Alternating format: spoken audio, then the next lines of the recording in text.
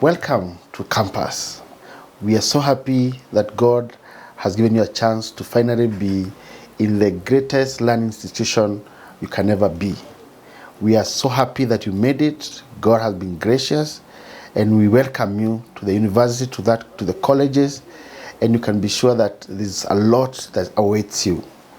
And as you settle on campus and in your college, I wish to let you know that God has a plan for you, and don't want to miss on it. I want to share a few things that you want to think about as you think about your life on campus. Number one is that I'm very sure that most of us were looking for this opportunity. You waited, you worked hard so that you could finally learn in an institution of higher learning. One is because of the freedom. Most of us were in high schools where you were wearing uniform, you had a bell, you had teachers, captains all over, and finally you're free. So the first thing I want to talk to you about is about managing that freedom. Freedom is like fire. A very good slave, but a very bad master. Fire is very helpful when it's well used, but very harmful when it's misused. I beseech you, as you go through campus, please know that the freedom you have comes with responsibility, and you need to use it well so that it is of help to you and not destroy you. I hope that God will give you wisdom, and God will help you to choose between what is beneficial and what is not, so that you don't misuse your freedom to do things that are going to be harmful to you. But number two, in campus, you're going to be stretched a lot in terms of your morals. You meet people from every walk of life, people who don't believe the same thing you believe in, and you might find yourself being stretched in terms of your moral convictions, be it sexuality, be it integrity. And I want to remind you who you truly are. Don't forget who you are. Remember that you came here alone, and you know where God has taken you from. So the majority must not have to be right. You must stand with your conviction and what is right, because it doesn't need majority to do the right thing. I'm reminded of this story of these four men in Babylon: Daniel, Shadrach, Meshach, and Abednego, who in a multitude of many other young people decided to be of moral difference, and they stood for God in a very hostile and a very immoral environment.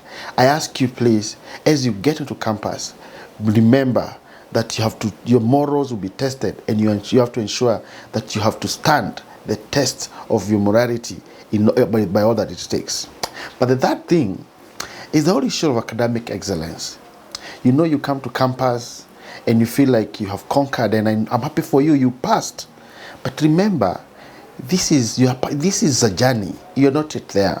So some of us who feel like they want to miss classes, you feel like you don't have to do the assignments, you don't want to have a timetable for your personal studies. But remember that it's not over until you're done with your campus. And some of us who come to school having got very good grades in their high school, but then come and mess it up because they miss classes, they don't submit assignments. And before you realize, by the time you're fourth year, you done so poorly that no one wants to employ you. Please remember to work hard. Give it your best. Your dream is closer than it can ever be. Don't miss it at this point. Work hard, cooperate with your teachers, attend all classes, and see what you can do with the time you have in campus in this season. The fourth thing I want you to think about is about your social life. Someone has said that, show me your friends and I'll show who you are.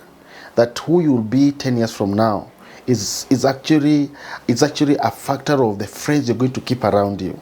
So in campus, you meet all kinds of friends. Some will help you become better.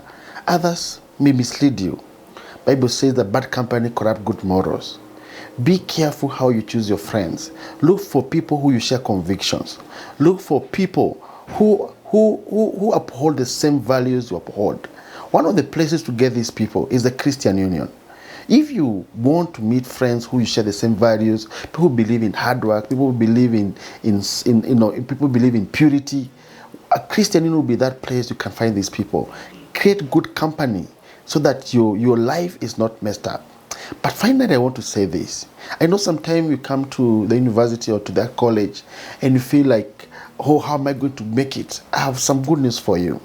The Bible in the book of Titus chapter 2 verse 11 says that for the grace of God that brings salvation has appeared to all men, and it teaches us to say no to all ungodliness and to live a holy and pure life in this perverse generation. I want to tell you that the grace of God is available to help you live a holy and a pure life in campus. So don't be worried. Just walk with the Lord and just know that the grace of God is sufficient to take you through. Otherwise, welcome so much.